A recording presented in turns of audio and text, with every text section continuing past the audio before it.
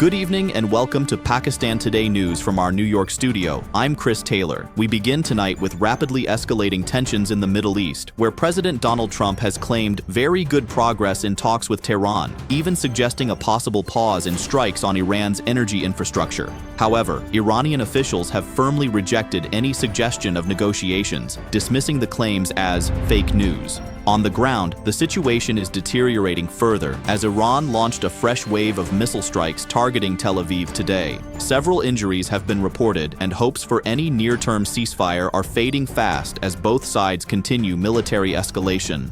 Turning now to Eastern Europe, where Russia has launched what is being described as its largest aerial assault in weeks. Nearly 400 drones and around 30 missiles were fired at civilian infrastructure across Ukraine. Ukrainian authorities confirm at least 4 people have been killed in the attacks. Military leadership in Kyiv says the strikes appear to mark the beginning of a long-anticipated spring ground offensive. General Oleksandr Syrsky reports fierce fighting along the entire 1,250-kilometer front line as Russian forces attempt to break through Ukrainian defensive positions. Global energy markets are now under severe pressure as the International Energy Agency warns of a potential energy crunch that could rival the crisis of the 1970s. Disruptions in the Strait of Hormuz, where shipping has been severely restricted due to ongoing Middle East hostilities, have sent oil prices surging back above the $100 mark. Asian equity markets initially rebounded on speculation of a possible US-Iran de-escalation, but have since turned volatile as investors weigh the risk of a prolonged global supply chain shock.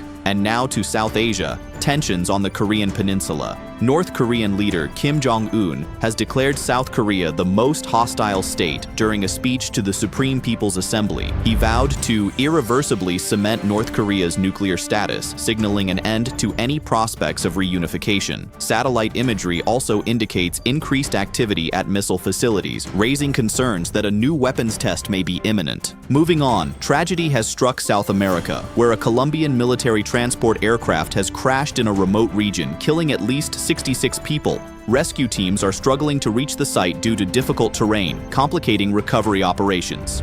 The Colombian government has declared a national period of mourning as aviation experts begin investigating whether mechanical failure or severe weather conditions were responsible for the crash.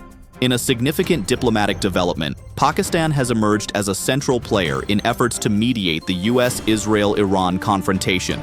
Reports suggest Islamabad has been in direct contact with the Trump administration, offering to host potential peace talks. The initiative is believed to have backing from Saudi Arabia, with analysts noting Pakistan's unique position as a diplomatic bridge between Western powers and Iran. Observers say this could mark one of the most important regional mediation efforts in recent years. And finally, we now go to our reporter in New York City for the latest on a major aviation tragedy at LaGuardia Airport. We go to Eric Westwood in New York City. Eric, what can you tell us?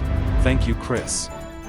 Investigations are continuing here at LaGuardia Airport following the devastating collision between an Air Canada Express aircraft and a fire truck on the runway. The impact killed both pilots instantly and left more than 30 passengers injured, several of them critically. Witnesses described scenes of chaos as emergency crews rushed to the burning wreckage. The Federal Aviation Administration has now grounded similar ground vehicle operations at major U.S. airports pending a full safety review. Authorities are also examining whether communication failures on the runway contributed to the accident. It remains one of the most serious ground incidents at LaGuardia in recent years. Thank you, Eric, for that update. That's all for now. You're watching Pakistan Today News. I'm Chris Taylor.